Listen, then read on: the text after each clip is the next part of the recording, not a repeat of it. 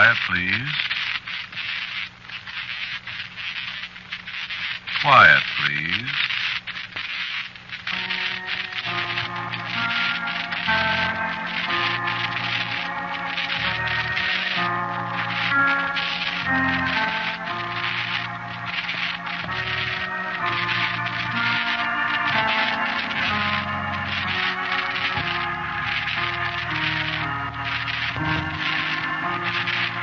The Mutual Broadcasting System presents Quiet, Please, which is written and directed by Wyllis Cooper and which features Ernest Chappell. Quiet, Please for tonight is called Little Visitor.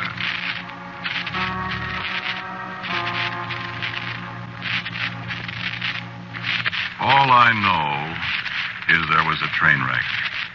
I don't even remember the train wreck, but they told me about that afterward in the hospital. 20 years ago seems a long time when you just say it. But after all, it was only 1928, wasn't it? The year after Lindbergh flew the Atlantic, remember? I don't remember it, of course. I don't remember anything before the train wreck. Amnesia, they call it. Just like they have on the radio in the soap operas, only when it happens to you, it's very rough not having any childhood to remember. You just think about that for a minute. Think how dull your life would be if you hadn't any school days to remember, if you didn't have any memories of your kid friends.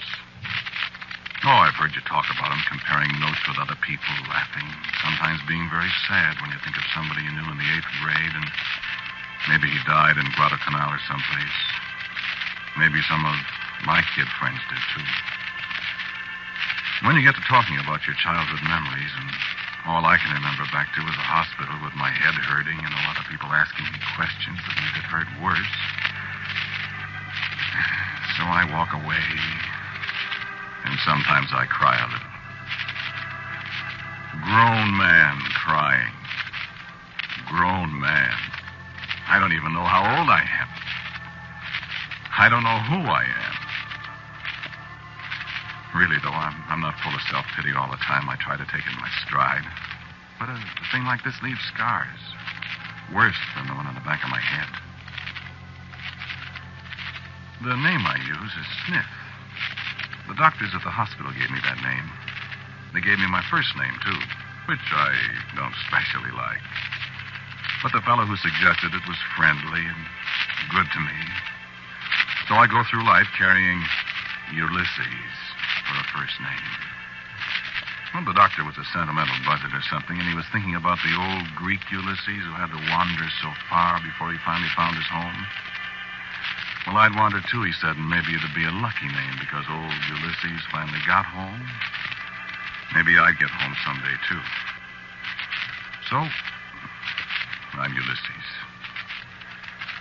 And I haven't found home yet. I've made a home, of course. Marjorie and I were married 2 years ago, and it's all right. But I'd like to find my real home sometime. And remember, I'm a locksmith by trade. They taught me at the hospital. I'm not a very good one, just a journeyman. Of course, you don't really have to be such a high-powered expert like Courtney that died the other day was to get by in this trade. Most of the work you're called on for is simple, making a key, unlocking somebody's luggage, things like that. When a job's too tough for me, there are other locksmiths in town. So I get by. Then there's a lot of time to think and try to remember. I keep thinking about kids. The ones I must have played with when I was a kid. And this time of the year, I get to thinking about coasting on a hill somewhere. And I do my best to remember a hill and remember who was with me, but it's always the same. I can't remember.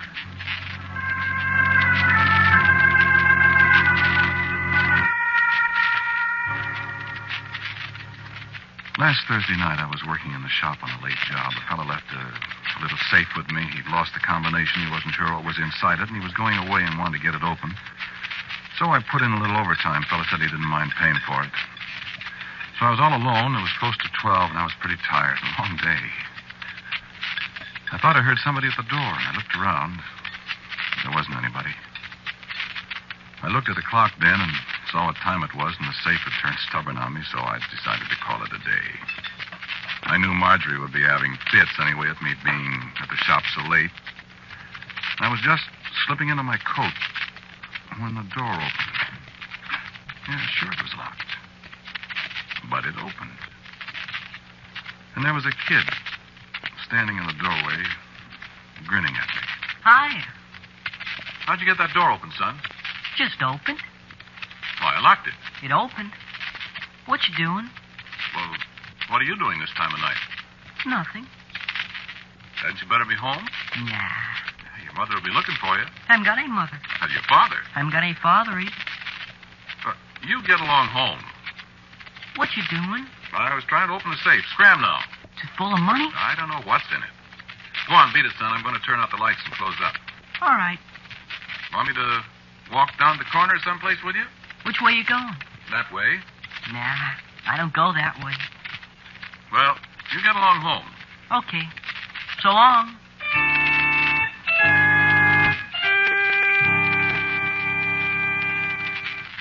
Well, I was naturally a little concerned about a kid of that age. He looked to be about 8, running around the streets at midnight. So I snapped the lights off quickly and stepped out the door to catch up with him. When I got outside, there wasn't a sign of him.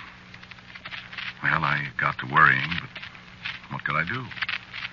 So I walked down home, and just like I thought, Marjorie was sore. I don't see why you can't get some kind of work that doesn't keep you up all night. Here you come in, night after night, at all hours. Well, this is the first night I've worked since the week after Thanksgiving, honey. Well, I don't see why you have to work nights at all. Well, I don't like it either, dear, but a man's got to make a living. Yeah, and a fine living it is, too, isn't it? It's the best I can do, dear. Next thing you know, you'll be asking me to go back to work again. Now, Marjorie, you know better than that. Well, I don't see any other way of getting any decent clothes. I'm sorry, dear. Oh, sorry. You go on to bed, dear. Did you leave me anything to eat? I went to the restaurant. Oh, that's fine, dear. Did you have a good supper? If you think I'm going to stand around and cook and slave for you all day long and then half the night on top of that, well, you've got another thing coming. Of course, dear. You know, the funniest thing happened tonight. Yeah? For instance? Well, I was just getting ready to come home, and a little boy opened the door. Sure, it wasn't a little girl, about 18. It was a little boy. Oh. About 8 years old. Well, what did he want? Nothing. He just stood there a minute. Oh, you'd think people could keep their brats off the streets. Yeah, that's what I thought. You know, he was the strangest kid, Marge. How?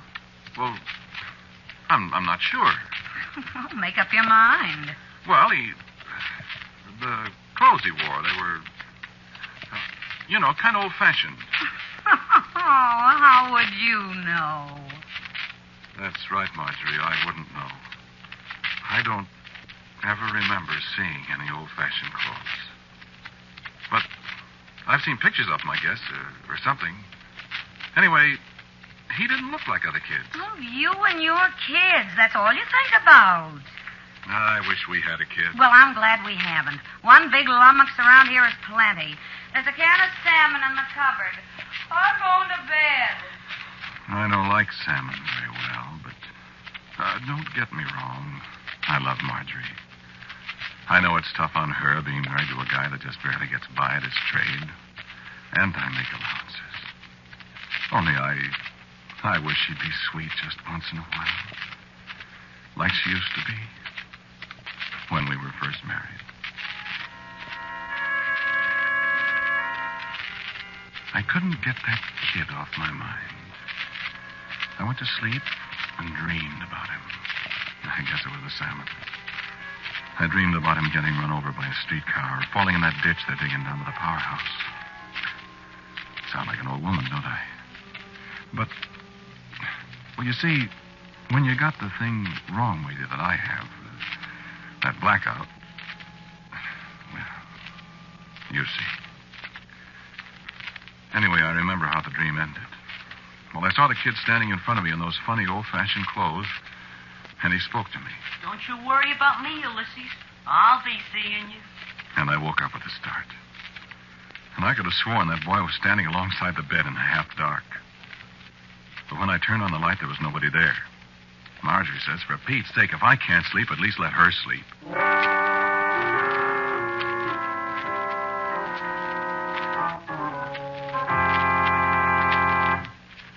That was on a Thursday. I got to thinking the next morning about the boy. The way he seemed so real in my dream. But he didn't show up. And I guess I wasn't very surprised at that. The safe turned out to be a much tougher job than I expected, and I couldn't pry it open. I worked till about 10, and I know now why I did. I was expecting the kid to pop in. The ideas a fella gets. I stay away from talking to kids, you see, because I don't know how to talk to them. I can't talk their language. I don't know it. But this little devil, there was something about him that made me feel we could sort of brother talk to each other. Something familiar about him, if you see what I mean. I kind of felt that I really knew him. Well, he didn't show up. Saturday, I worked all day. No luck with the safe. The man was getting pretty impatient because he was leaving town the following Tuesday. He wanted to see what was in it. You know, in this business, you run into people like that. A closed door or a locked strongbox, they got more curiosity than that cat. Well, he said keep on, so I did. And I figured even if Marjorie didn't like my being away at the shop all the time, she'd feel better when she saw the overtime money the job was going to pay. So I worked Sunday. I don't know how he got in. Maybe I did leave the door unlocked. But there he was, grinning at me. Haven't you got it open yet? What are you doing here? Can I watch you? Well, you sure you ought to be here? Sure. What's your name? Jeffrey.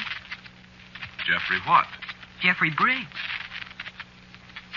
My name's Ulysses. Ain't either. Sure it is. You made that up. Oh, it's my name. Okay. But I bet it ain't. Well, it is. All right. Haven't you got that thing open yet? Yeah, it's a harder job than I thought. I used to open boxes and things. You did? You bet. I opened one once that had a lot of money in it. Good. $2. What'd you do with the $2? I spent it.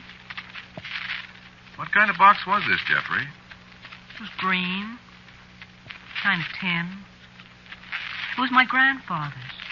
And he had you open it for him? Oh, no. He didn't know it. Oh, I see. And he didn't know the $2 was in it. Well, don't you think it was bad to take your grandfather's money? Why? He didn't know it was there. Mm-hmm. Well... Do you know how I opened the box? How? I hit it. Well, you can't open a safe that way, Jeffrey. I bet you can. No, you can't. I bet you. I'll show you. You see? You see? Ooh, look what's inside it. It's money. It's money. It's $1 million. Hey, does the man know the money's in there? I know, son. He doesn't. Oh, goody, goody. Then you can keep it. Can't you? The boy's eager eyes followed every move I made in that counting his money. There was $53,000. There was an old notebook and a half a dozen letters. That was all. I guess I sat there quite a while, holding the thick pile of bills and thinking. And Jeffrey's eyes never left my face.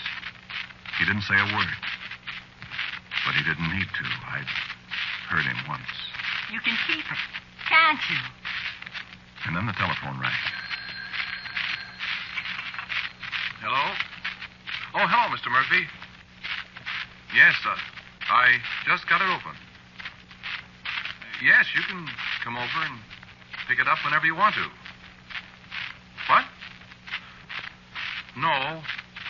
No, there wasn't anything in it except an old notebook and some letters. No, not a thing.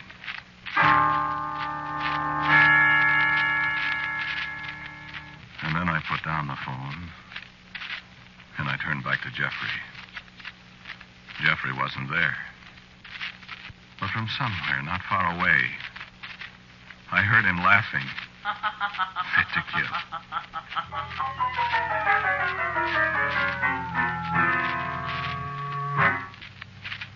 I was surprised how easy it was.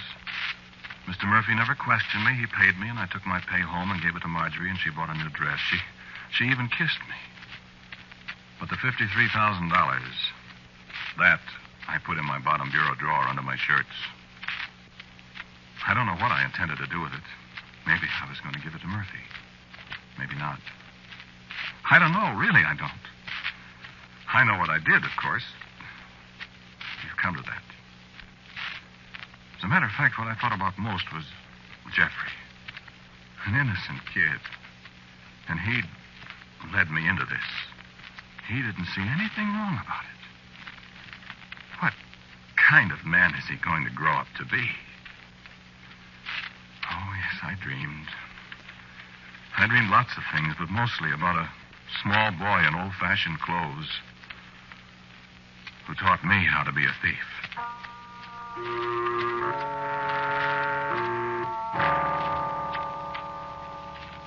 Jeffrey didn't come to the shop again.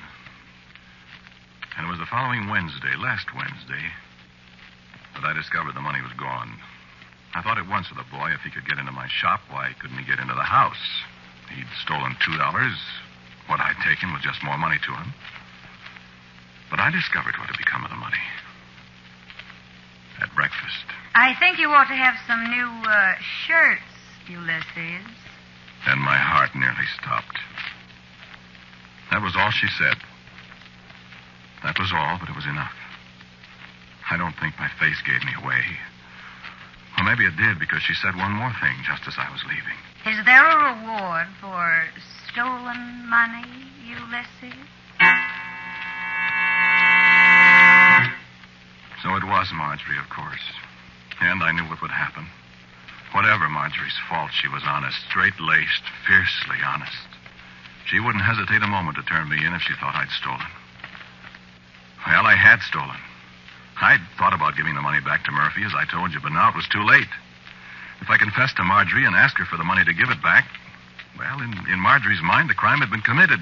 She'd see that I was punished for it. The only thing that prevented her now was the fact that she didn't know where it had come from. If she found out, when she found out, there was no way out. And head down, thinking furiously, I was unaware for a moment of the 8-year-old skipping gaily by my side. Hey, where are you going? What? Why, hello, Jeffrey. Hi. Where'd you come from? I was just walking along. You going to your shop? I guess so. You know where I'm going? Where? I'm going coasting. Jeffrey, listen. What? Jeffrey, you know, the money. You still got it? No. Who's got it? I think my wife has. Yeah, that's bad, isn't it? Yes, it is. I wouldn't let anybody take my money. I didn't want her to take this money. Well, I'm going coasting. So long. Wait a minute, Jeffrey. I can't wait. The kids are waiting for me up on Normal Hill. Where? On Normal Hill.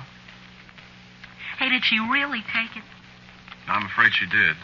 Well, why don't you stab her? What? I stabbed an Indian once. Made him dead.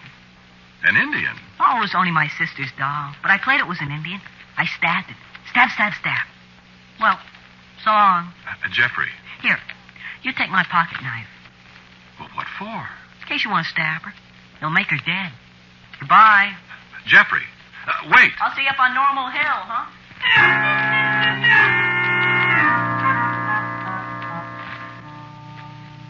I keep wishing Marjorie hadn't come to the shop that afternoon.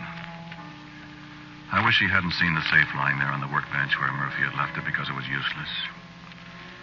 I wish she hadn't accused me point blank of stealing that money. Because maybe I wouldn't have stabbed her and made her dead. But I did, and I left her there in the locked shop with Jeffrey's pocket knife alongside her. And I went home and I turned the house upside down looking for the money. But I couldn't find it. I didn't have very much of my own, but I bought a ticket and I got on a train. And finally I got off. I didn't know what to do. I had breakfast and I started to walk around the town of Kalamazoo, Michigan. I don't know why I got off the train there, you see. I just got off. I walked down Portage Street and that name seemed so familiar. I saw a man crossing a street, and I said to myself, that man's name is Harry Oswald. How did I know that? I walked along a lot of streets, and then I was on a street called Davis Street, and kids were coasting down a big high hill on the other side of the street, and I felt funny all of a sudden. I called to one of the kids, and I said, "Hey, kid, what's the name of that hill?" And the kid came closer. And it was Jeffrey. And he said, "Hi, mister. You came home, huh?" And I said again, "What's the name of that hill?" Well, that's Normal Hill, mister, where I said I'd meet you. Don't you remember? And I turned away, and suddenly everything was familiar to me. I knew where I was. I remembered Normal Hill, and the West Street Hill where we used to go sometimes, and riding a bobsled hitched down to Bert McElroy's old reel. And I turned and walked up the steps of a house there on Davis Street, and I opened the door and I said, "Hello, Aunt Nellie." And Aunt Nellie jumped up and spilled her crocheting on the floor, and she said just what I knew she was going to say. "Why, Jeffrey Briggs, you haven't changed a particle." And then she fainted. Well, it took a lot of explanation how I'd lost my memory and all that. And she told me about... The time you broke open your grandfather's strong box. And about the other time. When you stabbed your sister's doll and came and told us you'd made her dead. And we had a nice visit together. And then I came away. Yes, I'm going back and give myself up. What else can I do? Aunt Nellie had never known that Ulysses Smith was once... I said I'd wondered what kind of a man little Jeffrey would grow up to be. Well, you know now. He grew up to be a thief and a murderer. I guess I am the only man in the world that was haunted by himself.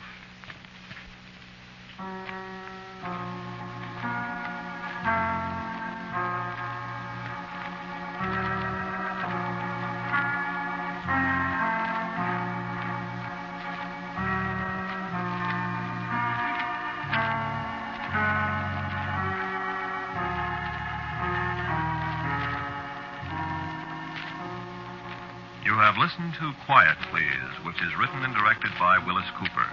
Ulysses, the man who talked to you, was Ernest Chappell. And Michael Artist was young Jeffrey. Audrey Christie was Marjorie. And Aunt Nellie was played by Charmaine Allen. The accompanying music for Quiet Please is composed and played by Albert Berman. And now for a word about next week's Quiet Please, here is our writer-director, Wyllis Cooper. Next week, I have a story for you called The Room Where the Ghosts Lived. That is, if ghosts do live. Maybe we'll find out next week.